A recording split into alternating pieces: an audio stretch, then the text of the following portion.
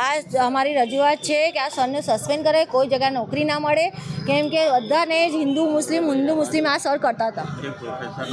અજર ડેરીવાળા કઈ રીતે હેરેસમેન્ટ કરવામાં? આ જ હેરાન કે તમે આ છોકરી છે રાજસ્થાની છે છોકરી, એને એમ કે એને કોઈક ફોન ઉઠાવે, એ છોકરી બીકના મારે ફોન નથી ઉઠાવતી, એ છોકરી કોલેજમાં બી નથી આવતી. તો મારી છોકરીમાં ગ્રુપમાં હતી, તો મારી છોકરીને ફોન કરીને એને એડ્રેસ લઈને ત્યાં ઘરે આવીને આવી રીતે બધી વાતો ફેલાવતા હતા કે આ છોકરી, હા એ સરે કરી લી પેલી છોકરીને. ના, એ લગ્નની લાલચ નહીં આપી, પણ ટોર્ચર બહુ હતું એ છોકરીને. તો મારી છોકરી સાથે હતી ને, એટલે મારી છોકરીને બી ટોર્ચર કરી સર. એ જ કે તારે અહીં આવવું પડશે, મારા સાથે અહીં જવું પડશે, હું તને પાસ કરાવી દઈશ, એ છોકરીને એવું કહેતા હતા સર.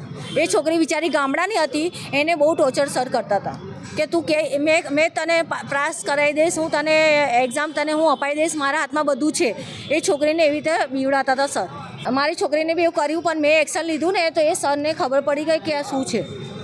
એ છોકરી ગામની હતી ને હું સિટીની હતી, એટલે સરે મેં છોકરીને કીધું બેટા બોલ, તો કે આંટી મારા સાથે કોઈ બોલવાવાળું નથી, મારા ઘરમાં ખબર પડશે તો મારે ભણવાનું ઉઠાવી લેશે. તો તમે બોલ્યા મારા સાથે, હું તમારા સાથે છું, હિંમત છે મને. ડીમ મેમ પાસે અમે લખીને આપ્યા, જે સબૂત હતા એ બી મેમને આપ્યા છે અમે. કેટલો વિશ્વાસ ધરાવો છો જે સમિતિ છે, સમિતિ કોઈ લાવશે નિર્ણય? લાવશે ને, નિર્ણય તો થશે ને. માફીનામું લખાઈને વાત? ના, માફીનામું નહીં જોઈએ, કેમ કે સરે બહુ ટોર્ચર કર્યું છે. મારી છોકરીને બી બીજી છોકરીઓને બી ટોર્ચર કર્યા છે.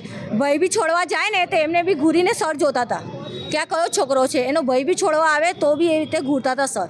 ને એ છોકરીને તો બહુ બીવડાઈને રાખી હતી. એ હું હમણાં મેમને અરજી આપીને ત્યારે એ છોકરીનું જીગર ખોલ્યું છે ને એ છોકરી બોલવા માટે तैयार થઈ છે.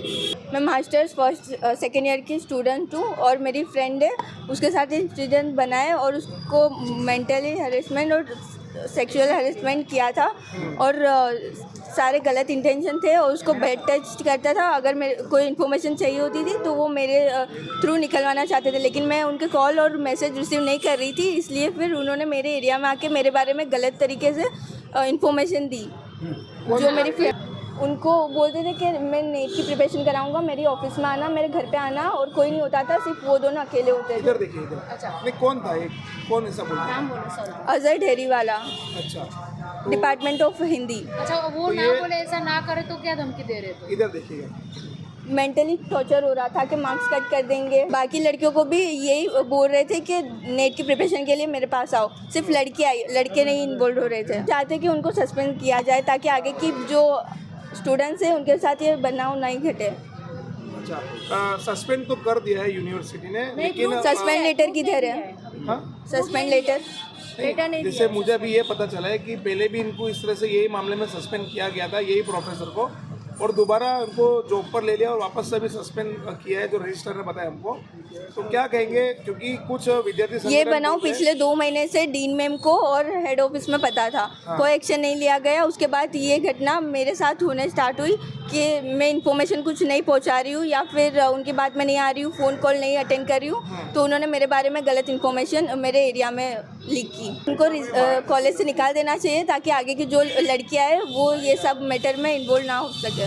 જે રીતે વિશ્વવિખ્યાત MS યુનિવર્સિટીના ફેકલ્ટી ઓફ આર્ટ્સના ડિપાર્ટમેન્ટ હિન્દીના એક અઝહર ડેરીવાલા સરે જે 2 છોકરીઓને માનસિક રીતે અને શારીરિક રીતે હેરાન કર્યા છે, આજે એમના વાલીઓને લઈને NSUI સયાજગંજ પોલીસ સ્ટેશનમાં ફરિયાદ નોંધાવવામાં આવી છે. કારણ કે જ્યારે સરકાર વાત કરતી હોય બેટી પઢાઓ અને જ્યારે યુનિવર્સિટીના જ પ્રોફેસરો બેટી જોડે શારીરિક શોષણ અને માનસિક શોષણ કરતા હોય તો એ સરકાર અને MS યુનિવર્સિટીના સત્તાધીશો માટે ખૂબ જ શરમજનક વસ્તુ છે. જ્યારે વાત કરવામાં આવે તો ફેકલ્ટીના ડીનને પણ આ વસ્તુની અઠવાડિયાથી જાણ હોય અને અત્યાર સુધી કોઈ એક્શન ના લીધા હોય તો એ ફેકલ્ટી ઓફ ડીન પણ આમાં ક્યાંક ને ક્યાંક સંડવાયેલા છે એવું લાગી રહ્યું છે. તો એ રીતે પ્રોફેસર દ્વારા કહેવામાં આવતું હતું છોકરીઓને કે ભાઈ તું મારા કેબિનમાં એકલી આય અને એકલી આવીને ત્યાં તું મારી જોડે બેસ, મારી જોડે ફર, મારી જોડે આમ ટીમ જા, હું તને એક્ઝામમાં પાસ કરી આપીશ, તો અને આ ફેસિલિટી આપીશ. જેવી રીતે આ ખૂબ જ ખરાબ કૃત્યુ કંઈક વ્યવહારમાં કહી શકાય છે. હાજી, જે ધર્મ પરિવર્તનની વાતો કહેવામાં આવે છે, તો વાલીઓ દ્વારા પણ મને જાણ કરવામાં આવી આ પ્રોફેસર પર યુનિવર્સિટી પર એક્શન લેવામાં આવે, કારણ કે આ પ્રોફેસરના ઘણેક વિવાદો આવનારા વર્ષોમાં પણ આવ્યા છે અને સસ્પેન્ડ કરવા તો વાત નથી, પરંતુ આ પ્રોફેસરને આ વડોદરા શહેર છોડીને બીજી કઈ શહેરમાં નોકરી પણ ના મળવી જોઈએ અને સરકાર દ્વારા પણ એમને જેલમાં નાખવા જોઈએ એવી અમારી માંગ છે. આવા વધુ અપડેટ્સ માટે ice for you 24 media channel સાથે જોડાઈ રહો. આઈસ ફોર યુ 24 મીડિયા, હર હિન્દુસ્તાની કી આવાज़.